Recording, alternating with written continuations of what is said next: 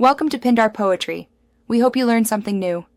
In this video, I will show you how to make easy biscuits at home.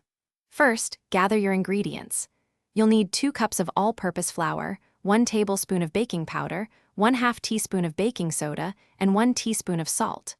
Also, have 8 tablespoons of very cold unsalted butter, cut into small pieces, and 3/4 of a cup of cold buttermilk ready.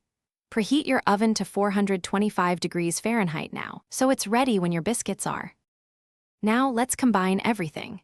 In a large bowl, whisk together your flour, baking powder, baking soda, and salt. Next, add the cold butter pieces to the dry mixture.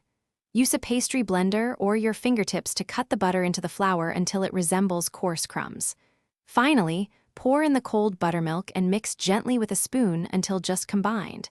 Be careful not to overmix the dough. With your dough ready, turn it out onto a lightly floured surface. Gently pat the dough to about 1/2 inch thickness. Avoid overworking it. Use a 2-inch round biscuit cutter to cut out your biscuits. Place them on a baking sheet, either touching for softer sides or slightly separated for crispier edges.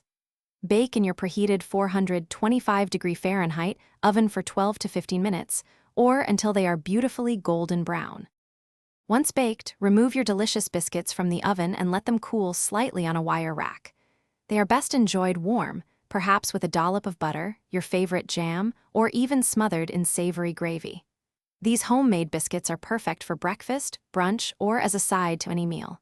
For easy reading anywhere, check out the new Kindle Paperwhite link in the description, along with other great deals.